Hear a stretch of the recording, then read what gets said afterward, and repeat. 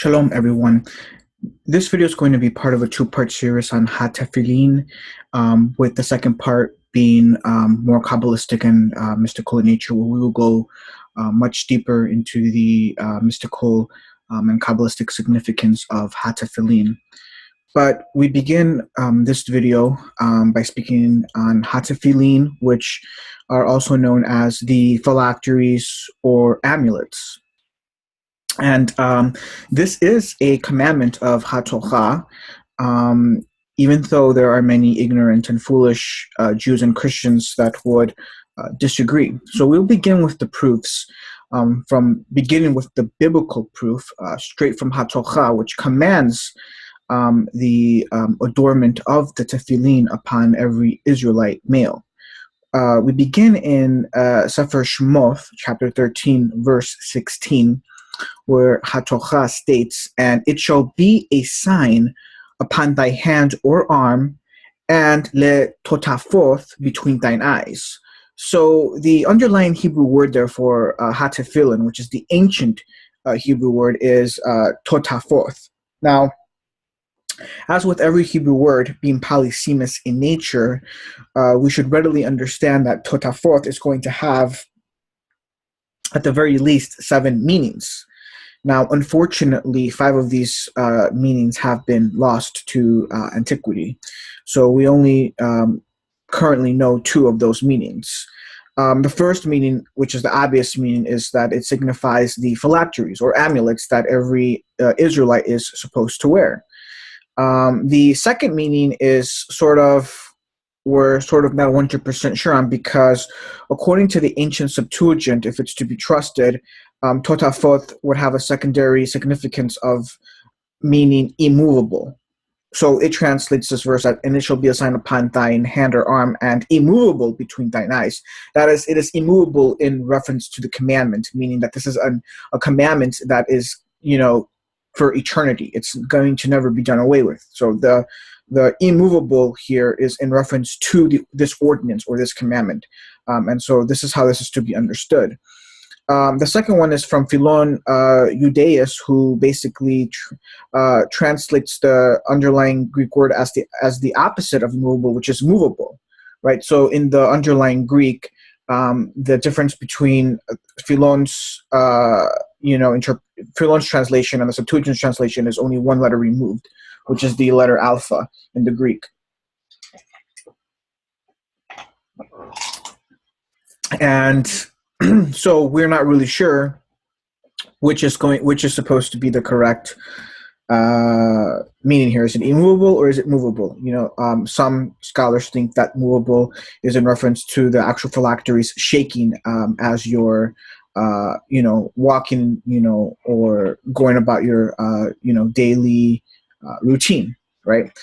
Because in antiquity, it was the custom of the Israelites to always don on the tefillin, whereas in modern times, Jews only wear them, during prayer for the most part.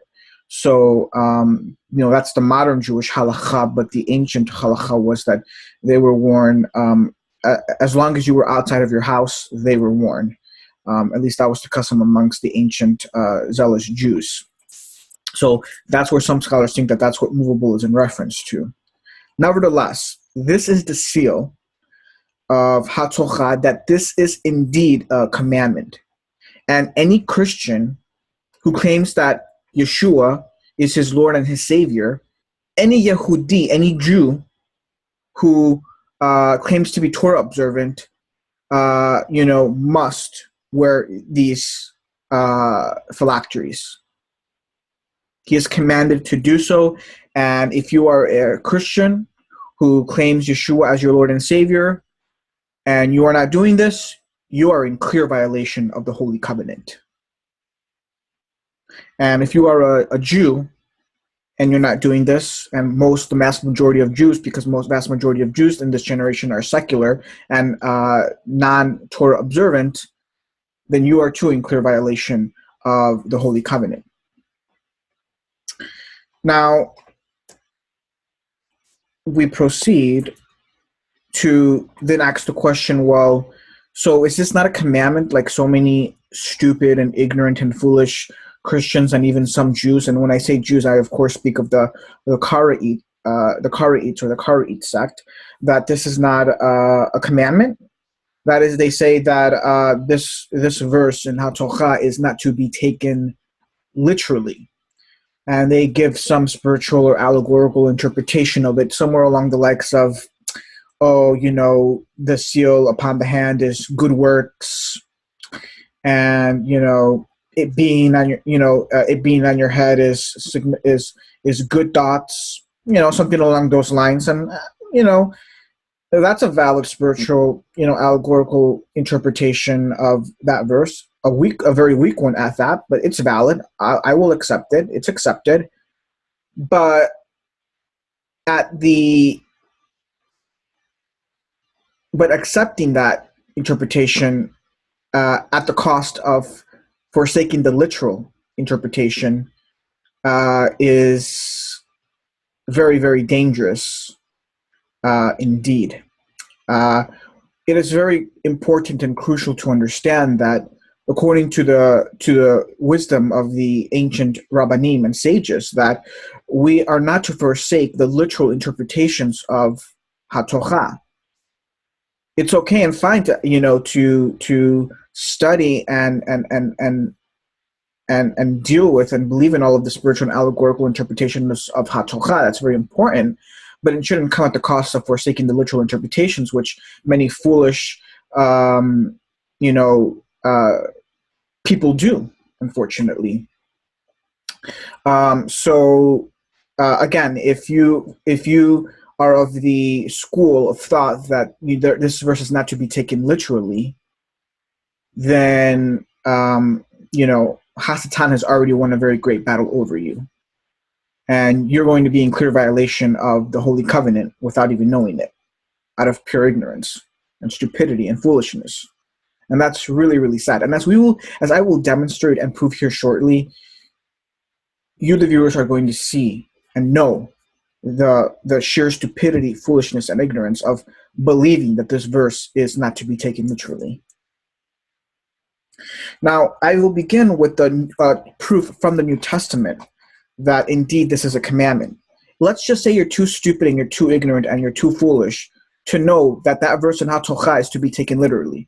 Well, let's proceed to the New Testament, where it states in Sefer Matityahu, chapter 23, verse 5, regarding the ancient Yehudim and Yisraelim, it says, "But all their works they do to be seen of men, they enlarge their phylacteries or amulets." So here we have a reference of many Israelites during the Second Temple period and before that were very zealous Jews. They're very, very proud of their nationality, of being Jewish and a son of Elohim, etc., that they would enlarge their phylacteries or their amulets. They would make them bigger so that everyone could see them out of pride. And here, it's not so much that Yeshua is saying that there's something wrong with you enlarging your phylacteries because you want to be seen of men. For that matter, it's more that if you're doing that, but you're not holy, and you're not keeping the commandments. If it's more of a pride thing and more of a show and tell type of thing, then that's where the problem comes into play. If I'm just care about how I looking good in vanity, but I have no holy works, I'm not holy inside, then that's when it becomes a bad thing.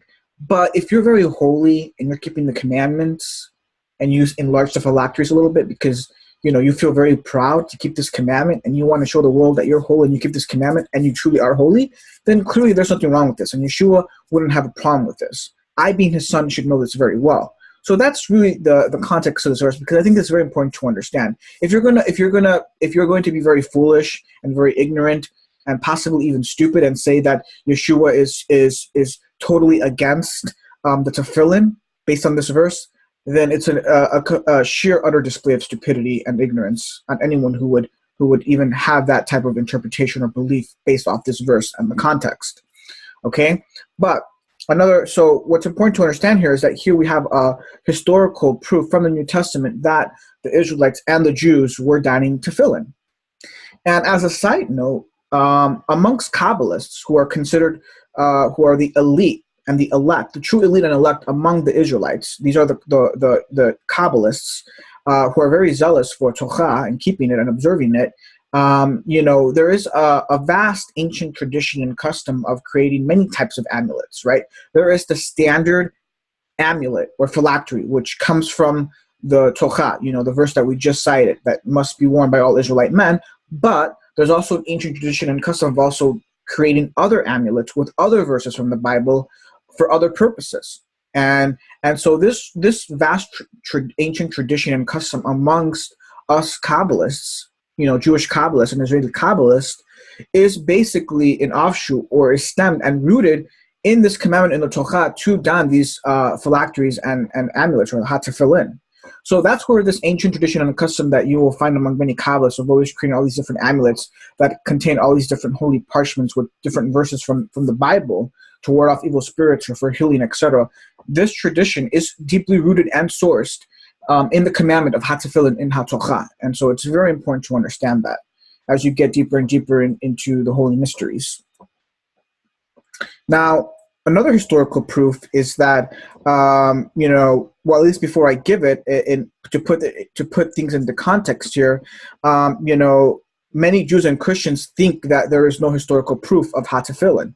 So, many times I'll talk with many Messianic Jews or individuals that call themselves Messianic Jews, or I might have the chance to go on many internet forums where there's many advanced Messianic Jews talking about HaTefillin and many other things. And, there's this vast ignorance among Jews and Christians that think that there's no historical proof of HaTefillin, as if they didn't read the New Testament and they didn't read the chapter and verse I just cited in Sefer Matidyahu that clearly shows and proves that indeed the ancient Israelites were wearing tefillin, that it is a commandment from the Torah, because you see that the ancient Israelites and the Jews were keeping that commandment from the book of Matthew, okay? Now, if for whatever reason you're too ignorant, okay, or you're too stupid to, see that or believe that, right? There's also many Jews and Christians think, well, even outside of that book and that verse, there is no other historical proof that we have. Well, that's also false, and that's also a huge, sheer, utter display of ignorance, because, the two great masters of ancient Israel, which are Flavius Josephus, the ancient Jewish historian, and Philon Judaeus, who's the most ancient initiated Israeli Kabbalist that we have on record, okay, both actually make mention of HaTefillin. And so here in this slide, I give the proof, which is from Flavius Josephus, from his Antiquities of the Jews, in Book 4, line 213, he states, "They shall inscribe also on their doors," and this is of course a reference to the mezuzot, "the greatest of the benefits which they have received from Elohim, and each shall display them on his arms. Let them bear a record thereof written on the head and on the arms, so that men may see on every side the loving care which Elohim surrounds them." This is an explicit reference to HaTefillin coming from Flavius Josephus. Okay? And yet there are many Jews and Christians that think that Flavius Josephus and Philon Judaeus never explicitly mention HaTefillin. Again, a sheer, utter display of ignorance. Okay? And as a side note, this citation here was taken from the most elite, most scholarly English translation of the Greek text, which is the Thackeray translation, because there are many problems with the, I think it's Young's translation, or the first English translation that was initially released of his work. So the Thackeray translation is indeed the best translation to read of Flavius Josephus' Greek work. So anyways, the point is here that we have two explicit historical references that indeed the ancient Israelites were understood that verse as a literal commandment, and that they were observing it, from the book of Matidyahu to Flavius Josephus, and to even Philon Judaeus, who also mentions it briefly in one of his treatises, which I decided not to include here. Now, moving on, another recently historical evidence is that in the Essene/Qumran sites, they actually found the actual tefillin that the ancient Israelites were wearing 2,000 years ago. And here I have shown a picture from the archaeological discoveries that they've recently made of these tefillin. Now, you can see here in our modern tefillin, which, by the way, are rooted and sourced in the ancient tefillin, we wear two boxes, one box on the arm and one box on the head. And each box contains 4 compartments with 4 parchments or scrolls. of the verses that are commanded to of the sections in the Torah that are commanded to be in the tefillin, and so that brings the modern Jewish tefillin to a total of 8 boxes or compartments with 8 scrolls.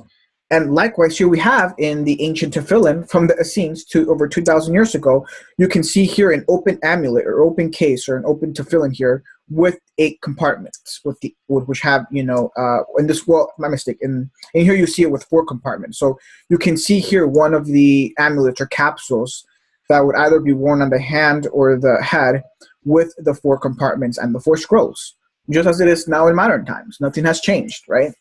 So this is the historical proof. So with this all said, these are all the seals that indeed this is a literal commandment that must be obeyed.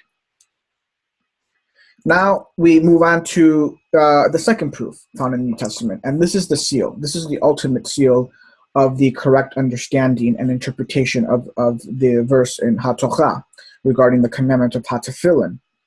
We read in the book of the Apocalypse, chapter 13, verse 16, it says, "And he causeth all, both small and great, rich and poor, free and bond, to receive a mark in their right hand or in their foreheads." So this is a verse speaking of the beast or the Antichrist forcing all of the Goyim and even the Israelim to that matter in the entire world very soon, as he's very soon going to come upon the world. He's going to force everyone to don or wear his tefillin. In other words, just as there is a divine tefillin, so there is a satanic tefillin. Do you think that Hasatan, do you think he's stupid? Do you think he's foolish and retarded, like many of the Christians and Jews that exist today? Hasatan is a son of Ha-Elohim. Okay? He's Elohim with the small e. Or I should really say El with the small e. Okay? And he knows the scriptures and the holy word, being a son of Elohim, very well. Better than 99.9% of Christians and Jews in this in throughout the entire world, and even in this modern generation, most especially considering that most Christians and Jews have been dumbed down immensely by Hasatan in this last generation. He's winning the war for all intents and purposes at this point, with the exclusion or exception of the 144,000 that are already here on the scene. So Hasatan, to repeat, knows the word extremely well, better than most, if not all, Christians and Jews. And he knows the Torah very well as well. He's a master of it. And he knows that verse regarding the tefillin is a literal commandment. So much so and so well that because he is an image of the divine template and the divine order, he's nothing more than an image of it, and he's a copycat. He too has his own version of tefillin. And very soon when he comes on the scene, he is going to command all of the world to wear his tefillin, which are the RFID chips that are going to be implanted in the hand or the forehead of everyone. This is his satanic tefillin. And it will have divine properties to overtake and control the human who wears them. Okay? Hasatan is not stupid. He's not foolish. He knows the Torah very well. He knows that verse is a literal commandment, so much so that he has his own tefillin. And so this is the secret then, where we read in the same book in chapter 14, verse 1, where it says, "And I looked, and lo, a lamb stood on Mount Zion, and with him 144,000 having his father's name written on their foreheads." In reference to the tefillin that they're going to be wearing, because they're clearly going to reject the satanic tefillin, and they're going to be instead wearing the divine tefillin. So then the question is, for the stupid and foolish and ignorant Christian and or Jew, which tefillin do you wear or are going to wear? Because Hasatan is not stupid. He's not as stupid and as foolish and as ignorant as most of you Christians and Jews are today, who are in clear violation of the Holy Covenant on this matter. Now, we proceed a little deeper into Kabbalah here, into more the esoteric components or aspects of HaTefillin. Now, we Kabbalists we reached Sefer Shemot chapter 13, verse 16, in order to ascertain one of the more esoteric mystical interpretations of that verse. We read it as, and it shall be the letter upon thy hand or arm, and letotafot between thine eyes. Now, the word there in the Hebrew, and it shall be loth. Now, oth in Hebrew means sign, but it can also signify letter. So another rendition of this verse is, and it shall be the letter upon thine hand or arm. So this is the secret behind why the two boxes of HaTefillin contain the letter Shin, which you see there to the right. And it's not just the regular Shin. The regular Shin of the Aleph bet is three-pronged. The Shin that is upon the two boxes of HaTefillin is four-pronged. It's a very special version of the letter Shin. Now, that's what the verse are saying, and it shall be the letter upon thy hand. That's the seal. The seal that is placed upon HaTefillin is the divine letter Shin, a very special mystical version of it, which is four-pronged. Now, this four-pronged Shin is a very, very special version of the letter Shin. And the reason is because one of the great arcana of Kabbalah is that when you become initiated, you begin to realize that the entire Torah, the entire scroll of the Torah it's all valid. In other words, there's nothing trivial. There's no trivial aspect to the Torah, none whatsoever, right? So if you open up a Torah scroll and you see the black letters, right, you may be thinking initially, your average person or lay Jew will think that the only relevant aspect of this entire Torah scroll before me are the black letters, right? Well, no, that's wrong. The white space is also relevant, because if it wasn't for the white space behind the black letters wouldn't be visible. So the white space is very important. Every aspect, the holistic essence of the Torah is all momentous in nature. If it wasn't for the white space behind the black letters, you wouldn't see the black letters. They wouldn't be visible, and you wouldn't be able to read the black letters. But the white space also contains writing. In other words, it's not just the black space that contains information. It's not just the black letters on the Torah scroll that are encoding and containing wisdom and knowledge, but the white space is also contains knowledge and wisdom and writing. In other words, I provide here an example. If you look here in the middle of the slide, you can see two Hebrew letters, the letter Beth at the left and the letter Pei at the right. Now, you should be able to see that the white space around the letter Beth forms the letter Pei. And the white space around or inside the letter Pei contains the letter Bet. And so essentially there is an equation between the letter Beth and the letter Pei. And it's this equation that allows us to decipher the Torah on much more deeper and esoteric and mystical levels. With the same concept in mind, the letter Shin also encodes knowledge and information around it. And so here I provide a colorful example where you can see towards the right, you can see in the four-pronged Shin in red. And then you can see how the space around it, which is in blue, contains the Tetragrammaton.